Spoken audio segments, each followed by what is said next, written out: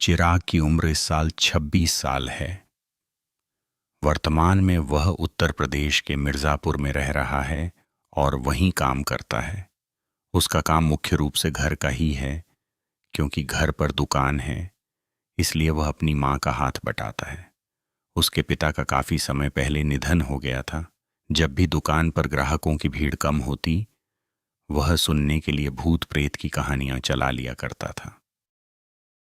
उसे याद है कि साल 2023 की दिवाली के समय उसके भाई बहनों ने मिलकर योजना बनाई थी कि वे सब इकट्ठा होकर घूमने के लिए दिल्ली जाएंगे। उसकी बड़ी बहन अंजलि वहीं काम करती थी, इसलिए उन्होंने एक शानदार ट्रिप का आयोजन करने के लिए सबको बुलाया था। उसने अपना कैमरा तैयार रखा था बुध कैथन, जबकि उसकी बहनों ने वहां जाकर सुंदर तस्वीरें खिंचवाने के लिए अच्छे अच्छे कपड़े खरीदे थे। लेकिन नतीजा यह हुआ कि तय तारीख से ठीक 3 दिन पहले उसका रोड एक्सीडेंट हो गया। उसे आज भी वह दिन बहुत अच्छी तरह याद है, जब वह अपनी माँ के लिए सामान की डिलीवरी करने जा रहा था। रास्ते में एक फल की दुकान के पास से गुजरते समय उसने देखा कि वहाँ बहुत अच्छे अनार बिक रहे थे। उसने मन ही मन सोचा कि वह इसे अपने पिता के लिए खरीद लेगा, क्योंकि जब पिता जीवित थे तो उन्हें अनार बहुत पसंद था। वह गाड़ी चलाते हुए इसी तरह की बातों को सोच रहे थे कि अचानक एक गली से एक बच्चे की साइकिल सीधे सड़क पर आ गई। सौभाग्य से उसे पता था कि वहां एक गली है, इसलिए उसने अपनी गाड़ी की रफ्तार पहले ही धीमी कर ली थी। इसके बावजूद वह समय पर संभाल नहीं पाया। उसने हैंडल को बाईं ओर मोड़ा, पीती वो पी वो आ, जिससे वह बच्चा तो बच गया, ईद का वो लेकिन तभी उसे एक बहुत बड़ा झटका लगा। गाड़ी से हवा में उछलकर दूर गिरने का वह एहसास सच में वह आज तक नहीं भूल पाया है। आज भी कभी कभी आधी रात को सोते समय उसे वह एहसास झकझोर कर जगा देता है। और एक बात और है, वह सड़क पर बाइक चलाने वाले सभी लोगों को सलाह देता है कि अपने लिए एक अच्छा हेलमेट चुनें। जो भी हो, सावधानी हटी, दुर्घटना घटी। उस दिन जब वह घर से निकल रहा थी तो उसने एक बहुत ही पतला हेलमेट पहन रखा था, जो दिखने में एक साधारण टोपी जैसा था। माँ ने उसे डांटा और दूसरा अच्छा हेलमेट ला कर दिया, लेकिन वह थोड़ा झिझक रहा था, क्योंकि उसे वही पतली टोपी वाला हेलमेट ज्यादा पसंद था। जब वह नीचे गिरा तब उसने मन ही मन अपनी माँ को धन्यवाद दिया। अगर माँ नहीं होती तो शायद वह मर चुका होता। जब वह हवा में उछलकर सिर के बल जमीन पर गिरा तो उसकी आंखों के सामने तुरंत अंधेरा छा गया। एक अच्छा हेलमेट होने के बाद भी ऐसा हाल हुआ था। वह वहीं पड़ा रहा और आसपास के लोगों को चिल्लाते हुए सुन रहा था। हालांकि उसे एक आवाज सुनाई दी जो कह रही थी, कोई बात नहीं बेटा, डरो मत, सब ठीक है। वह आवाज बहुत जानी पहचानी थी, लेकिन उस समय वह समझ नहीं पाया कि वह कौन था। शायद आसपास बहुत शोर था, इसलिए उस समय वह पूरी तरह होश में था। कौन क्या कह रहा था उसे सब सुनाई दे रहा था। कुछ लोग चिल्ला रहे थे तो कुछ लोग उसे उठाने की कोशिश कर रहे थे। तभी वहां एक अंकल ने कहा, इसे ऐसे ही रहने दो, छुओ मत, एम्बुलेंस वालों को आने दो, वे ही संभालेंगे। बिना जाने समझे गलत तरीके से छूने से अगर बच्चे को कुछ और हो गया तो ताइब था मताम ताताम। किसी ने उससे पूछताछ की ताकि यह चेक किया जा सके कि वह होश में है या नहीं। उसे सब सुनाई दे रहा था ये गी, लेकिन वह अपना मुंह खोलकर कुछ बोल नहीं पा रहा था। उसका मुंह पूरी तरह से अकड़ गया था। यह देखकर वहां एक महिला ने उसकी नाक के पास हाथ ले जाकर देखा कि वह जिंदा है या नहीं। लेकिन क्या कहें, वह महिला मछली बेचती थी, इसलिए उसका हाथ इतना बदबूदार था कि वह बेहोश होने वाला था। हे भगवान! उसे उल्टी जैसा महसूस हो रहा था, लेकिन वह उल्टी भी नहीं कर पा रहा था। उसका शरीर पूरी तरह कांप रहा था, जिसे देखकर आसपास के लोग दूर हट गए और चिल्लाने लगे, अरे बाप रे, लड़का तड़प कर मर रहा है क्या? अब जब वह उस पल के बारे में सोचता है तो डरने के बजाय हंसी ज्यादा आती है। इसके बाद वह धीरे धीरे पूरी तरह बेहोश हो गया और जब आंखें खुलीं तो खुद को अस्पताल में पाया। उसके सिर में कोई समस्या नहीं थी, बीटे को कुआ था, लेकिन उसका बायां पैर 2 जगह से टूट गया था। उसको कत ई पुआता था, जिसके लिए ऑपरेशन करके स्टील की प्लेट डालनी पड़ी। उसने आंखें घुमाकर देखा तो उसकी मंझली बहन आरती और मां वहां बैठी थीं। बड़ी बहन अभी तक नहीं आई थी। पूछने पर पता चला कि जब वह उस बच्चे को बचाने के लिए मुड़ा था तो एक ट्रक ने आकर उसे टक्कर मार दी थी। किस्मत अच्छी थी कि ड्राइवर ने समय पर ब्रेक लगा दिया था, नहीं तो शायद इस साल उसका परिवार उसकी दूसरी बरसी मना रहा होता। उसने अपनी मां से पूछा कि मां को किसने बताया कि वह अस्पताल में है। मां ने बहुत ही सहजता से जवाब दिया, किसी ने नहीं बताया, तेरे पिता ने आकर मुझे कहा था। सुबह के समय मां की दाहिनी आंख बहुत ज्यादा फड़क रही थी, इसीलिए जब वह घर से निकलने लगा तो मां ने एक अच्छा हेलमेट लाकर उसे पहनने को दिया। उन्हें कुछ ऐसा आभास हुआ था, जबकि सामान्यतः मां इन सब बातों पर ज्यादा ध्यान नहीं देती थीं। उसके जाने के ठीक बाद मंझली बहन घर आई और उसने मां से कहा कि वे थोड़ी देर आराम कर लें, दुकान वह संभाल लेगी। मां अभी लेटी ही थीं और आंखें बंद की ही थीं कि उन्हें दुकान में सड़क की तरफ से आते हुए पिता की परछाई दिखाई दी। उसे देखकर मां का पूरा शरीर अकड़ गया। पिता मां के पास आए और बहुत ही धीमी आवाज में बोले, सुनो, गाड़ी धीरे चलाना, जल्दबाजी मत करना। बाहर चौराहे पर चिराग का एक्सीडेंट हो गया है। मैंने बच्चे को संभाल लिया है, वो ठीक है।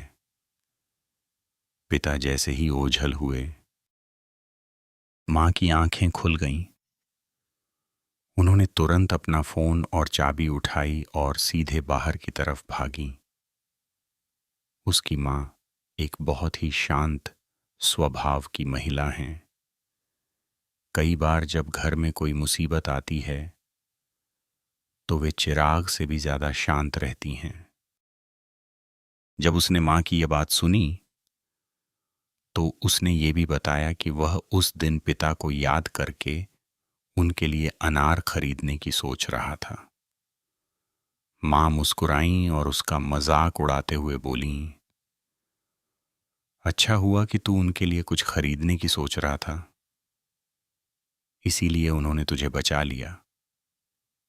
अगर उन्हें भूल जाता तो वे तुझे वहीं छोड़ देते। खैर, उस साल की दिवाली पर वह दिल्ली तो गया, लेकिन वह दिवाली अस्पताल के कमरे से ही मनाई गई। बड़ी बहन अपने एक दोस्त को लेकर उससे मिलने आई थी। वह लड़का किसी तांत्रिक गुरु का शिष्य था। क्योंकि वह एक ऐसा माध्यम था जिसका शरीर आत्माएं आसानी से इस्तेमाल कर सकती थीं। पहले जब वह घर पर रहता था तो कुल के पूर्वज और अन्य आत्माएं उसका शरीर उधार ले लेती थीं, जिसे वह सहन नहीं कर पाता था। बाद में उसकी मुलाकात एक किसी गुरु से हुई। गुरु ने उसकी आध्यात्मिक ऊर्जा को थोड़ा शांत किया। तब से वह अक्सर गुरु के घर आता जाता रहता था, यहां तक कि कई बार वहीं रुककर गुरु के घर की देखभाल भी करता था। उसने बताया कि वह नहीं जानता कि गुरु किस पंथ के हैं। वे अकेले रहते हैं और घर पर किसी का आध्यात्मिक इलाज भी नहीं करते। वे बस घूमते रहते हैं और जिससे उनका भाग्य जुड़ता है उसकी मदद करते हैं, क्योंकि उनके अपने कुछ निजी काम भी थे। उस समय उस लड़के ने चिराग को बहुत ध्यान से देखा, जिससे चिराग को थोड़ा अजीब लगा। वह समझ नहीं पा रहा था कि यह आदमी उसे इतनी अजीब तरह से क्यों देख रहा है, लेकिन उस वक्त उसने कुछ नहीं कहा। जब उसे अस्पताल से छुट्टी मिल गई और वह आराम करने के लिए अपनी बड़ी बहन के घर गया, तब उसे उससे दोबारा मिलने का मौका मिला। चूंकि बड़ी बहन ने कहा था कि गांव के घर पर सिर्फ मां है और चिराग अभी बहुत थका हुआ है, इसलिए गांव वापस जाना मां के लिए भी परेशानी का सबब बनेगा, क्योंकि उन्हें दुकान भी संभालनी होती है। उन्होंने कहा कि चिराग वहीं बड़ी बहन के साथ रहे और जब पूरी तरह ठीक हो जाए तब गांव लौटे। वह वहां लगभग 1 महीने तक रहा। बड़ी बहन काम पर चली जाती थी और वह लड़का, जिसका नाम सब लोग कबीर बुलाते थे, घर पर उनके लिए खाना पकाता था और छोटे मोट कामों में मदद करता था। चिराग ने उससे पूछा, क्या आप काम पर नहीं जाते? तो उसने बताया कि उसके दादाजी ने उसके लिए बैंक में इतने पैसे फिक्स कर दिए हैं कि उसे हर महीने अच्छा ब्याज मिल जाता है और उसका खर्च भी बहुत कम है, इसलिए उसे काम करने की कोई ज़रूरत नहीं है। पहले वह काम करता था, लेकिन वह जिस भी कंपनी में जाता वहां कोई न कोई आत्मा उसके शरीर में प्रवेश कर जाती थी। धीरे धीरे वह इतना डर गया कि उसने काम करना ही छोड़ दिया, जिससे उसकी इतने सालों की पढ़ाई लिखाई बेकार चली गई। वह अपनी इस परेशानी को भी इतने मजाकिया अंदाज में सुनाता था कि हंसी आ जाती थी। वास्तव में वह मन ही मन बहुत उदास रहता था। पैसों की कोई चिंता नहीं थी, लेकिन उसके साथ खेलने या बात करने के लिए कोई दोस्त नहीं था। उसका कोई दोस्त इसलिए नहीं था क्योंकि लोग अक्सर उसका मजाक उड़ाते थे कि वह तांत्रिक या अंधविश्वासी है, या फिर लोग सिर्फ उसकी इस क्षमता का फायदा उठाने के लिए उसके साथ रहते थे। परिवार के सभी लोग पैसे कमाने में व्यस्त थे, किसी को उसकी परवाह नहीं थी। किस्मत से उसकी मुलाकात चिराग की बड़ी बहन से हुई और वे अच्छे दोस्त बन गए। अब चिराग से मिलने का मौका मिला था, तो वह दिन भर चिराग को कहानियां सुनाता रहता था। उन्हीं कहानियों में से एक कहानी ऐसी थी जिसे सुनकर चिराग के रोंगटे खड़े हो गए थे, खासकर इसलिए क्योंकि वह घटना भी एक दिवाली की रात को ही घटी थी। कबीर ने कहानी इस तरह सुनाई। कई साल पहले उसके गुरु किसी काम से उत्तराखंड के ऋषिकेश गए थे। वहां उनका संपर्क एक ऐसे घर के मालिक और मालकिन से हुआ जिनके चेहरे का रंग बहुत ही फीका और अंधकारमय लग रहा था। गुरु ने कुछ देर उन्हें देखा, कुछ और बातें की और फिर वे इस निष्कर्ष पर पहुंचे कि यह परिवार किसी न किसी तरह की नकारात्मक आध्यात्मिक समस्या से जूझ रहा है। लेकिन उस समय गुरु ने कुछ नहीं कहा। काम पूरा होने के बाद उन्होंने घर के मालिकों से इस बारे में बात की। दोनों पति पत्नी यह सुनकर दंग रह गए और कुछ सोचने के बाद उन्होंने गुरु को पूरी कहानी सुनाने का फैसला किया। अंकल और आंटी तिवारी के 4 बच्चे थे, 2 लड़के और 2 लड़कियां। बड़े बेटे की शादी हो चुकी थी और बाकी 3 बच्चे अभी पढ़ाई कर रहे थे। जिस साल यह घटना घटी, उस साल सबसे छोटी बेटी केवल 12 साल की थी। बड़े बेटे और उसकी पत्नी का नाम हम नरेश और तनु रख लेते हैं। तिवारी जी का परिवार गरीब नहीं था। वे अपने बच्चों को अच्छी शिक्षा देने में सक्षम थे। हालांकि ये बड़ा बेटा नरेश पढ़ाई में बिल्कुल रुचि नहीं रखता था। मिडिल स्कूल से ही उसने लड़कियों के पीछे भागना, स्कूल बंक करना, शराब पीना और लड़ाइयाँ करना शुरू कर दिया था। तिवारी जी के चारों बच्चों में सिर्फ यही एक सबसे बिगड़ा हुआ था। बाकी तीनों बच्चे बहुत सीधे और पढ़ाई में अच्छे थे। मिडिल स्कूल के बाद उसने पढ़ाई छोड़ दी। कहने की जरूरत नहीं है कि वह कोई काम धंधा नहीं करता था। बस दिन रात दोस्तों के साथ घूमना और ऐश करना उसका काम था। फिर एक बार समी उसे पहली नजर का प्यार हो गया। वह एक शादी में गया था जहां उसने एक लड़की को देखा जो दूल्हे वालों की तरफ से आई थी। देखते ही वह उसे दिल दे बैठा। उसने किसी तरह उस लड़की का फोन नंबर निकाला ताकि उससे जान पहचान बढ़ा सके। वह लड़की बहुत ही सीधी और एक अच्छे संस्कारी परिवार से थी, इसलिए नरेश जैसे लड़के के लिए उससे रिश्ता जोड़ना आसान नहीं था, क्योंकि उसकी छवि अच्छी नहीं थी। जब उस लड़की को भी वह पसंद आने लगा तो लड़की के परिवार ने इस रिश्ते का कड़ा विरोध किया, क्योंकि उन्हें इस लड़के के पुराने कारनामों के बारे में पता चल चुका था। लेकिन नरेश उस लड़की से इतना प्यार करता था कि वह किसी भी कीमत पर पीछे हटने को तैयार नहीं था। उसने अपने माता पिता, अंकल आंटी तिवारी के सामने मिन्नतें की और खुद को बदलने का वादा किया। अंकल तिवारी को तो शर्म आ रही थी और वे वहां जाने को तैयार नहीं थे। लेकिन आंटी तिवारी को अपने बेटे पर तरस आ गया और उन्होंने अंकल तिवारी को मनाकर लड़की के घर जाने के लिए राजी किया।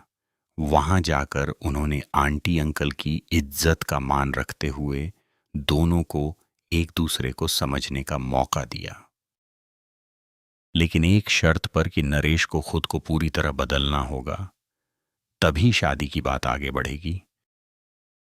वह बहुत खुश हुआ। घर आकर उसने छोटे से लेकर बड़े काम सीखने शुरू कर दिए। केवल 1 साल के भीतर वह 180 डिग्री बदल गया। यहां तक कि आंटी तिवारी को भी यकीन नहीं हो रहा था कि यह उनका ही बेटा है। फिर नरेश काम की तलाश में ऋषिकेश के औद्योगिक क्षेत्रों में चला गया। उसने लड़की के परिवार से 3 साल का समय मांगा ताकि वह पैसे कमा सके और शादी का खर्च उठा सके। वे भी मान गए और सच में 3 साल बाद उसके पास शादी के लिए पर्याप्त पैसे आ गए। जिस साल उसकी और तनु की शादी हुई वह साल 2010 था। दोनों की उम्र 24 साल थी। शादी के बाद दोनों घर पर नहीं बैठे बल्कि काम पर जाने लगे। दोनों पक्षों के माता पिता अभी युवा थे, इसलिए उन्होंने भी दोनों को पैसे बचाने और अपनी जिंदगी सेट करने के लिए प्रोत्साहित किया। साल 2013 में तनु 7 महीने की गर्भवती हुई। वह बच्चे के जन्म का इंतजार करने के लिए अंकल तिवारी के घर ससुराल आ गई और नरेश हर वीकेंड अपनी पत्नी से मिलने घर आता था। वह जो भी पैसा कमाता सब लाकर तनु को सौंप देता था। कई बार तो तनु को ही उसे रोजमर्रा के खर्च के लिए कुछ पैसे वापस देने पड़ते थे, क्योंकि वह सब कुछ लाकर दे देता था। डॉक्टरों ने डिलीवरी की तारीख जनवरी की शुरुआत में दी थी, लेकिन अचानक दिवाली के ठीक दिन तनु के पेट में तेज दर्द होने लगा। परिवार ने फोन करके नरेश को सूचित किया, लेकिन उसने कहा कि काम बहुत ज्यादा है और उसे छुट्टी नहीं मिल सकती। नए साल से पहले माल की डिलीवरी का एक बहुत बड़ा ऑर्डर पूरा करना था पति, इसलिए पूरी फैक्ट्री के लोग दिन रात काम में जुटे थे। इसके अलावा उस समय वह टीम लीडर बन चुका था, इसलिए अचानक छुट्टी लेना उसके लिए मुमकिन नहीं था। दोनों परिवारों ने उसकी स्थिति को समझा और उसे सांत्वना दी कि वह अपना काम करे। घर पर सब लोग हैं और वह संडे को आ सकता है। वह दिन मंगलवार का था। तनु को रात के 11 बजे तक दर्द होता रहा और फिर उसने एक बेटी को जन्म दिया। आंटी तिवारी बहुत खुश हुई और उन्होंने तुरंत नरेश को फोन किया, लेकिन फोन बजता रहा और किसी ने नहीं उठाया। जब आंटी ने तीसरी बार फोन किया तो किसी ने फोन उठाया, लेकिन वो एक लड़की की आवाज थी। आंटी इससे पहले कि कुछ पूछ पाती, उस लड़की ने ही आंटी से पूछा कि क्या वे इस फोन के मालिक की परिवार वाली हैं, क्योंकि इस फोन के मालिक का एक्सीडेंट हो गया है और उसकी मौत हो चुकी है। उसने आंटी से यह भी पूछा कि क्या वे उस दूसरी लड़की को जानती हैं जो उसके साथ बाइक पर थी, ताकि उसके परिवार से भी संपर्क किया जा सके। दोनों के फोन लॉक थे, इसलिए लोगों ने सिम निकालकर दूसरे फोन में डाला था और सिम में किसी का नाम सेव नहीं था। हे भगवान! ये सुनते ही आंटी के हाथ से फोन छूट गया और वे वहीं बेहोश हो गईं। परिवार की इतनी हिम्मत नहीं थी कि वे तनु को यह बात बता सकें। अंकल तिवारी और नरेश का छोटा भाई तरुण तुरंत वहां गए ताकि नरेश का शव वापस ला सकें। तनु पर बहुत तरस आ रहा था। अंतिम संस्कार के दिन तक परिवार ने डॉक्टरों से बात करके सब तैयारी करवा ली थी कि जब तनु को यह खबर दी जाए और अगर वह सदमे में चली जाए तो उसे तुरंत संभाला जा सके। सौभाग्य से ऐसा कुछ नहीं हुआ। वह बिल्कुल शांत रही, न रोई न चिल्लाई। उसने बस इतना कहा, तभी मैं सोचूं कि पिछले कुछ रातों से मैं सपने में उन्हें क्यों देख रही हूं कि वे आकर बच्चे को गले लगा रहे हैं। लेकिन रोने से मन हल्का हो जाता है। उसका इस तरह शांत रहना सबको और डरा रहा था, इसलिए सब उस पर लगातार नजर रख रहे थे। अस्पताल से छुट्टी मिलने के बाद माँ बेटी घर आईं। नरेश की तस्वीर के सामने अगरबत्ती जलाई और फिर उन्हें तनु के मायके जाना पड़ा, क्योंकि प्रसव के तुरंत बाद का समय था और वे कमजोर थीं। उन्हें ठंडी हवा या नकारात्मक माहौल से दूर रखना था। एक बात ऐसी थी जिसे परिवार ने तनु से पूरी तरह छुपा कर रखा था। वह यह कि जब तरुण ने नरेश का फोन अनलॉक कराया तो उसके अंदर नरेश और तारा नाम की एक लड़की के बीच की ढेर सारी रोमांटिक और अश्लील चैट्स थीं। वे दोनों बहुत समय से एक दूसरे को जानते थे।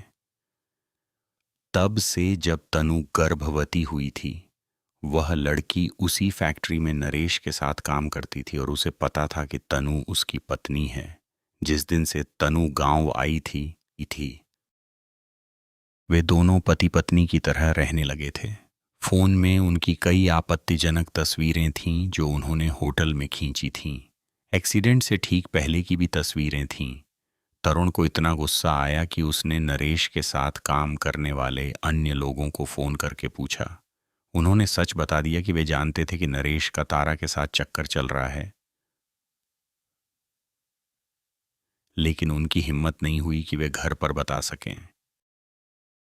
उस रात नरेश ने अपने सीनियर से ये कहकर छुट्टी ली थी कि उसकी पत्नी के प्रसव का समय आ गया है और उसे घर जाना है। काम जरूरी था, लेकिन उन्होंने उसकी स्थिति को देखकर छुट्टी दे दी। लेकिन किसे पता था कि वह छुट्टी लेकर उस तारा को घुमाने ले गया था। उस दिन तारा भी काम पर नहीं आई थी, यानी उन दोनों ने पहले से ही इसकी योजना बना रखी थी। जो कोई भी यह बात सुनता दंग रह जाता, किसी ने नहीं सोचा था कि जो नरेश तनु से शादी करने के लिए इतना बदला था, वह इस तरह खुलेआम धोखा देगा। और वह लड़की तारा भी कोई पैसों की लालची नहीं थी। मैसेजेस से पता चला कि वह सच में नरेश को पसंद करती थी और उसे अक्सर पैसे भी देती थी। इसीलिए नरेश अपना सारा वेतन तनु को भेज देता था और किसी को कोई शक नहीं होता था। जब भी तनु गांव में होती, वह काम के बाद सीधे तारा के कमरे पर चला जाता और वहीं सोता था। नरेश की मृत्यु के बाद के शुरुआती 49 दिनों तक किसी को उसका कोई आभास या कोई अजीब घटना देखने को नहीं मिली। लेकिन 50वें दिन, जब घर के सभी लोग अपने अपने दुखों में डूबे थे, सबसे छोटी बेटी जो सबसे अंदर वाले कमरे में सोती थी, रात के करीब 11 बजे अचानक भागती हुई आई और अंकल आंटी तिवारी के कमरे का दरवाज़ा पीटने लगी। दरवाज़ा खुलते ही वह सीधे अंदर भागी और बिस्तर पर जाकर कंबल ओढ़कर छिप गई। आंटी ने पूछा तो उसने बताया कि वह सो रही थी, तभी किसी ने उसकी खिड़की खटखटाई। वह लड़की बहुत डरपोक थी, इसलिए उसकी हिम्मत नहीं हुई कि वह खिड़की खोले। उसने खुद को ये कहकर समझाया कि शायद भाई तरुण बाथरूम जाने के लिए उठा होगा और उसे डरा रहा होगा। लेकिन उसे तुरंत याद आया कि तरुण तो दिल्ली में पढ़ाई कर रहा है, वह घर पर है ही नहीं। उस समय वह डर से कांप रही थी। उसने कंबल से अपना सिर ढक लिया। तभी उसे एक आवाज सुनाई दी, ओए छोटी, अपनी भाभी को घर वापस बुला ले। वह आवाज हूबहू नरेश की थी। वह घबरा गई और भागकर आंटी के कमरे में आ गई। अंकल और आंटी के लिए यह स्थिति बहुत कठिन थी। बेटा मर चुका था और बहू अभी बहुत छोटी थी। ऐसा तो नहीं किया जा सकता था कि बेटा मर गया है तो बहू को जिंदगी भर वहीं बांध कर रखा जाए। उसका अपना भविष्य था। और फिर नरेश ने मरने से पहले जो घिनौना काम किया था, वह भी एक सच्चाई थी। तनु को यह सब नहीं पता था। अगर उसे पता चल जाता तो शायद वह इस परिवार को अपनी बच्ची का मुंह भी न देखने देती। बहुत सोचने के बाद अंकल आंटी ने नरेश की तस्वीर के सामने अगरबत्ती जलाई और प्रार्थना की कि वह किसी मंदिर या पहाड़ों पर जाकर मुक्ति पाए और इस तरह यहां न भटके, ताकि तनु अपना भविष्य जी सके। उन्होंने प्रार्थना तो कर दी, लेकिन उन्हें नहीं पता था कि नरेश सुन रहा है या नहीं। दोपहर के समय तनु अपनी बेटी, जिसका नाम नव्या था, को लेकर वहां आई। घर आकर नरेश को अगरबत्ती लगाने के बाद तनु ने सीधे अंकल आंटी से एक बात कही। उसने बताया कि पिछले कुछ दिनों से नरेश उसके पास आ रहा है। जब से उसके लिए मुक्ति की रस्म हुई है, तब से उसने उसे देखा है। उस दिन जब वह सो रही थी तो उसकी आत्मा ने देखा कि वह सड़क पर जा रही है और वहां एक भीड़ इकट्ठा है। जब वह देखने गई तो उसने देखा कि एक ट्रक के नीचे एक आदमी पड़ा है, जिसका पैर बाहर निकला हुआ है और सड़क पर चारों तरफ खून फैला है। उसने ध्यान से देखा तो वह जूता बिल्कुल नरेश के जूते जैसा था। वह डरकर भागने ही वाली थी कि उसने देखा कि वह शरीर हिला। वह सच में नरेश था। उसका चेहरा पूरी तरह से क्षत विक्षत हो चुका था और वह ट्रक के नीचे से रेंग कर बाहर आने की कोशिश कर रहा था। उसका आधा शरीर ऊपर था और आधा नीचे फंसा हुआ था। वह इतनी जोर से चिल्लाई कि उसकी नींद खुल गई। सुबह उसने आंटी को फोन करके पूछने की सोची कि नरेश की मौत असल में कैसे हुई थी, लेकिन फिर उसने फोन नहीं किया क्योंकि उसे लगा कि पूछने पर आंटी रोने लगेंगी। उसने सोचा कि शायद वह अपने पति को याद कर रही है, इसलिए ऐसे बुरे सपने आ रहे हैं। लेकिन अगले कुछ दिनों में उसे फिर से वैसे ही सपने आने लगे। उसने देखा कि वह अपने मायके के घर में बैठी है और बाहर सड़क पर देख रही है। नरेश एक चोर की तरह छिपकर खड़ा है और अंदर आने की हिम्मत नहीं कर रहा है, बस उसे बाहर आने का इशारा कर रहा है। वह जैसे ही बाहर जाने के लिए उठी, उसे ऐसा लगा कि किसी ने उसका हाथ पकड़कर पीछे खींच लिया और उसकी आंख खुल गई। उस समय उसकी बेटी नव्या बहुत जोर जोर से रो रही थी। इस तरह के सपने उसे लगातार आ रहे थे। उसकी माँ ने उसे सलाह दी कि वह ससुराल जाकर उसके नाम की अगरबत्ती जलाए, क्योंकि बहुत दिनों से वह वहां नहीं गई थी। 49वें दिन की पूजा में भी बच्ची की तबीयत खराब होने के कारण वह नहीं आ पाना संभव हुआ था। ऐसा लगता था कि कोई चीज उसे वहां आने से रोक रही थी। सबसे महत्वपूर्ण बात यह थी कि तनु को यह बिल्कुल नहीं पता था कि नरेश की मृत्यु कितनी दर्दनाक स्थिति में हुई थी। परिवार में से किसी की हिम्मत नहीं हुई थी उसे बताने की। सबने यही कहा था कि सिर में चोट लगने से मौत हुई थी, लेकिन उसने सपने में जो देखा वह हूबहू नरेश की मौत का असली मंजर था। जब उसका शव घर लाया गया था तो स्थिति इतनी भयानक थी कि आसपास के लोगों ने महीने भर तक मांस खाना छोड़ दिया था। आंटी तिवारी ने बात को घुमा दिया और फिर नरेश के बारे में कोई बात नहीं की। पूरा पारा परिवार अपनी पोती को देखकर खुश था। तनु जब पूजा घर की सफाई कर रही थी तो उसे नरेश का फोन वहीं रखा मिला। उसने फोन को चार्जिंग पर लगाया ताकि उसकी कुछ तस्वीरें अपने फोन में ट्रांसफर कर सके। लेकिन जैसे ही उसने फोन खोला और मैसेजेस देखे, उसके होश उड़ गए। परिवार ने जो कुछ भी उससे छुपाया था वह सब उसके सामने था। वह फूट फूट कर रोने लगी। उसने कभी सपने में भी नहीं सोचा था कि उसका पति बाहर इस तरह का चक्कर चला रहा था, और वह भी तब से जब वह वहीं काम करती थी। वह गुस्से और दुख से अपने सीने को पीटने लगी। पूरा परिवार समझ नहीं पाया कि क्या हुआ। जब वे ऊपर भागे तो उन्होंने देखा कि तनु नरेश की तस्वीर की तरफ उंगली उठाकर उसे कोस रही थी। उसने कहा, तुम्हारी जैसी मौत हुई, तुम उसी के लायक थे। तुम्हें और उस डायन को तो तड़प तड़प कर मरना चाहिए था। इतनी आसान मौत नहीं मिलनी चाहिए थी। मैं तुम दोनों को श्राप देती हूं कि तुम्हें कभी दोबारा इंसान का जन्म न मिले। इतना सुनकर अंकल आंटी समझ गए कि क्या हुआ है। उन्हें लगा कि बहू बहुत गुस्से में है, इसलिए आंटी उसके पास गईं और प्यार से उसे शांत करने की कोशिश की। उन्होंने कहा कि जो भी हो, वे दोनों अब मर चुके हैं, इसलिए इतना गुस्सा मत करो। इससे तुम्हारी सेहत खराब होगी।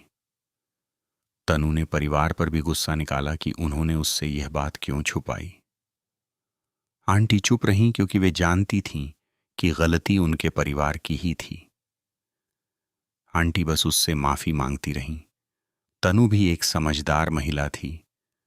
उस समय गुस्से में उसने वह सब कह दिया था, लेकिन शांत होने के बाद उसने अंकल आंटी से अपने कड़वे शब्दों के लिए माफी मांगी। अंततः दुख सबका अपना अपना था। किसी को दोष नहीं दिया जा सकता था। जो दोषी था वह जा चुका था। वह वहां शाम तक रुकी। जब उसके पिता उसे लेने नहीं आए तो आंटी ने पूछा।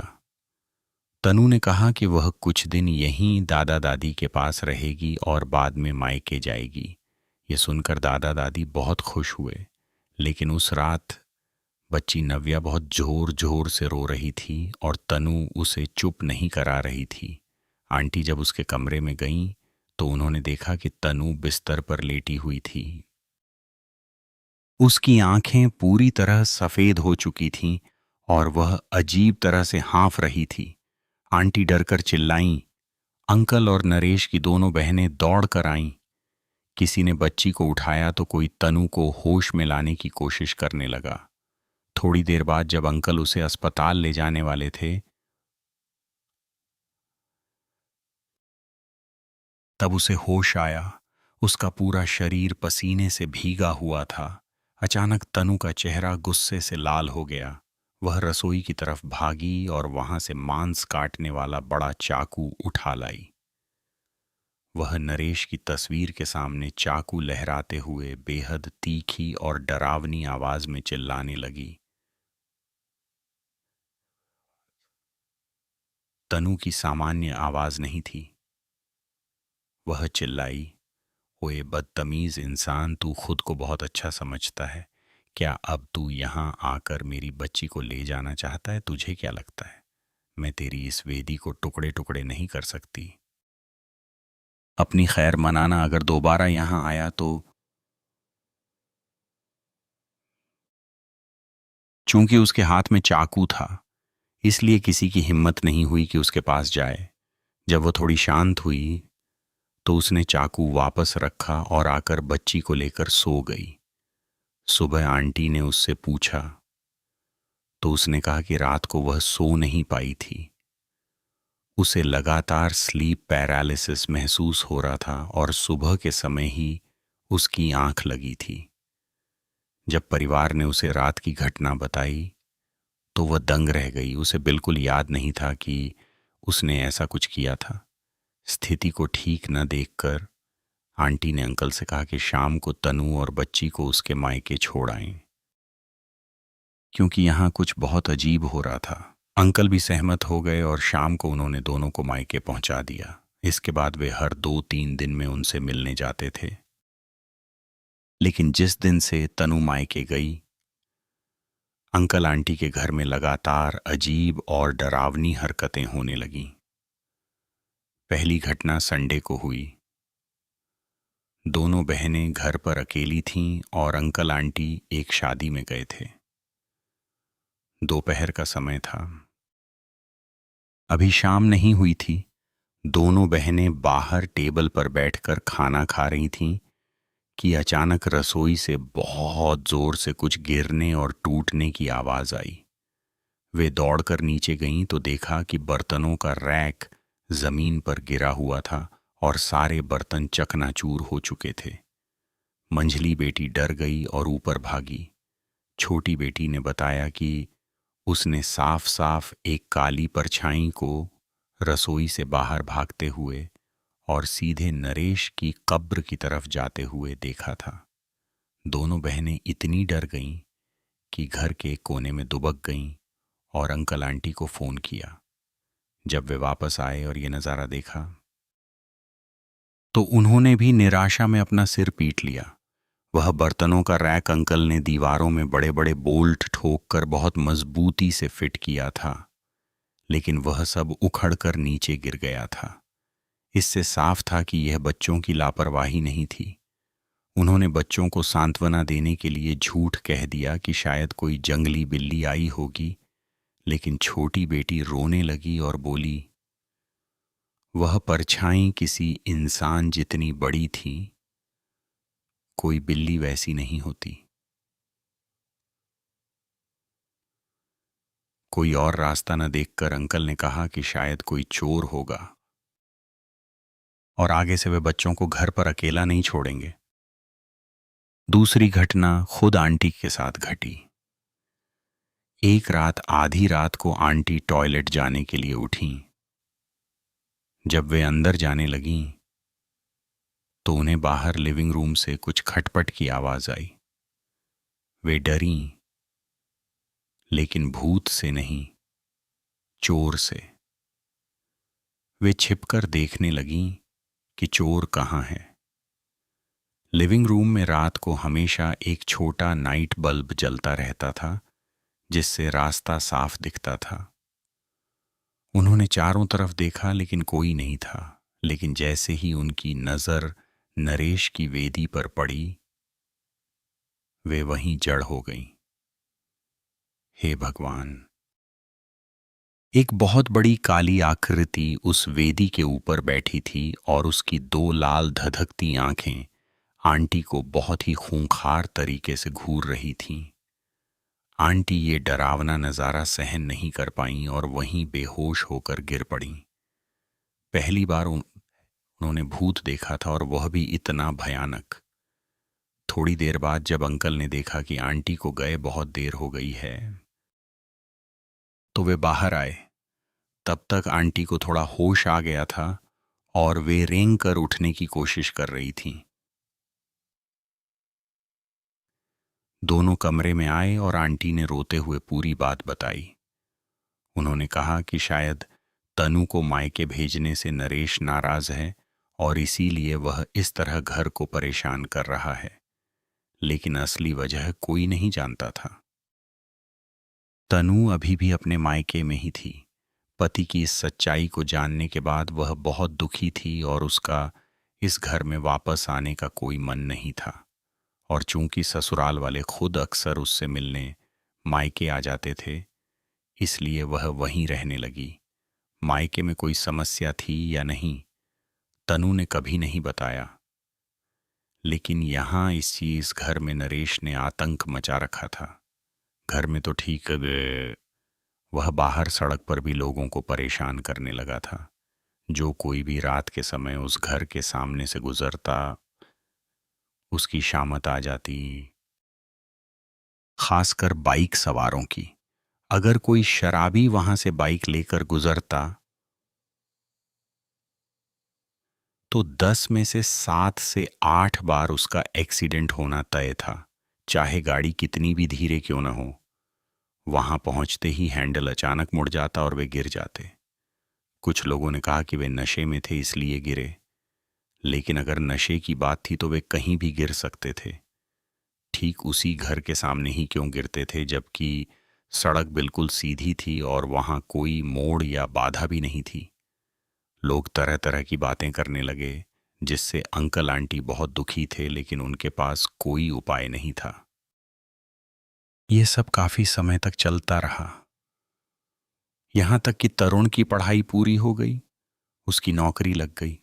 तब भी यह सिलसिला जारी रहा। आंटी ने मंदिर से सुरक्षा तावीज लाकर घर के लोगों को पहनाया और कई लोक उपाय भी किए, लेकिन कुछ काम नहीं आया। बाद में अपने काम के सिलसिले में इस परिवार की मुलाकात कबीर के गुरु से हुई। शायद यह भाग्य का खेल था कि गुरु ने खुद इस बारे में पूछा। जब गुरु ने पूरी बात सुनी तो उन्होंने परिवार से कहा कि वे तनु को किसी बहाने घर बुलाएं। तनु खुशी खुशी वहां आई। गुरु ने उसे देखा और मुस्कुराए। उन्होंने कहा, इस लड़की के कुल के पूर्वज बहुत शक्तिशाली हैं। वह जहां भी जाती है, उसके पूर्वजों की एक पूरी फौज उसकी रक्षा के लिए उसके पीछे चलती है। किसी की हिम्मत नहीं है कि उसे छू भी सके। इसीलिए नरेश उस घर मायके के अंदर नहीं जा पा रहा था और वह लगातार जिद कर रहा था कि तनु यहां आए ताकि वह उसे अपने साथ ले जा सके। तनु ये सुनकर हैरान रह गई। उसने कहा, हाँ, ये सच है। एक बार मैं अपनी मौसी के साथ एक ज्योतिषी के पास गई थी। अब तो उसने भी यही कहा था। उसने कहा था कि जब तक मैं और मेरी बेटी मायके में रहेंगे, हमारा कोई कुछ नहीं बिगाड़ सकता। इसके बाद गुरु ने अपनी आध्यात्मिक शक्तियों को जांच के लिए भेजा। तब असली सच्चाई सामने आई। वह नरेश अपनी पत्नी के साथ किए गए धोखे के लिए पछता रहा था और अपनी गलती सुधारने के लिए उसकी रक्षा करना चाहता था। लेकिन तनु के पूर्वजों ने उसे खदेड़ दिया, जिससे वह गुस्से और प्रतिशोध से भर गया। इसके अलावा वहां एक और दुष्ट आत्मा थी, वह आत्मा भी कुछ समय पहले ही मरी थी, लेकिन उसका क्रोध और नकारात्मक ऊर्जा बहुत ज्यादा थी, क्योंकि उसके साथ एक अजन्मे बच्चे की आत्मा भी थी, यानी वह महिला गर्भवती अवस्था में मरी थी। उसी दुष्ट आत्मा ने नरेश को भड़काया था कि वह तनु को अपने साथ ले जाए। वह केवल ईर्ष्या के कारण ऐसा कर रही थी, जबकि तनु ने उसका कुछ नहीं बिगाड़ा था। अंकल आंटी ने केवल अंदाजा लगाया, वे पक्के तौर पर नहीं कह सकते थे, लेकिन पूरी संभावना थी कि वह दुष्ट आत्मा कोई और नहीं बल्कि नरेश की वही प्रेमिका तारा थी। इसके बाद गुरु और परिवार ने मिलकर एक विशेष पूजा की, जिससे नरेश की आत्मा को मुक्त करके किसी मंदिर या पवित्र पर्वत पर भेजा जा सके, ताकि यह सब हमेशा के लिए खत्म हो जाए। यह स्थिति न केवल परिवार के लिए बल्कि आस-पास के पड़ोसियों के लिए भी खतरनाक बन चुकी थी। कबीर ने बताया कि उसके गुरु बहुत ही साधारण तरीके से पूजा करते थे। उनकी प्रार्थनाओं में कोई दिखावा नहीं होता था, लेकिन गुरु का एक नियम था। पूजा पूरी होने के बाद ही वे बताते थे कि समस्या पूरी तरह खत्म हुई है या नहीं। अगर वे कह देते कि हाँ, सब साफ हो गया, तो परिवार निश्चिंत हो सकता था, लेकिन अगर वे अपना सिर हिला देते तो मामला गंभीर होता था। उस बार गुरु ने कहा कि सब ठीक हो गया है, और उसके बाद से आज तक उस परिवार ने कभी गुरु से किसी परेशानी की शिकायत नहीं की। चिराग ने कबीर से पूछा, तो उस दूसरी दुष्ट आत्मा तारा की आत्मा का क्या हुआ? उसने बिना किसी वजह के उस परिवार को इतनी बार परेशान किया। कबीर ने जवाब दिया, यह सब कर्मों का बंधन है। उस परिवार का कर्म बाकी था, इसलिए उन्हें यह सब झेलना पड़ा। जब कर्म खत्म हो जाता है तो सब कुछ अपने आप शांत हो जाता है, ठीक वैसे ही जैसे तुम्हारा एक्सीडेंट हुआ था। तुमने कुछ नहीं किया था, फिर भी एक आत्मा ने तुम्हें भटकाया और ट्रक के आगे धकेल दिया। अगर तुम्हारी जगह ही कोई और होता तो वह बच्चा इस तरह सड़क पर नहीं आता। ये तुम्हारा और उस बच्चे का कोई पुराना कर्म था, और यह भी तुम्हारी माँ और तुम्हारे परिवार के अच्छे कर्मों का फल था कि तुम बार बार बच गए। अगर तुम्हारे पिता का साया समय से पहले न उठा होता तो तुम्हारे परिवार ने कम से कम 2 लोगों को खो दिया होता। ये सब सुनते हुए चिराग के रोंगटे खड़े हो रहे थे। बाद में चिराग ने अपनी बड़ी बहन से पूछा कि क्या उसने कभी कबीर को अपने परिवार के बारे में कुछ बताया था।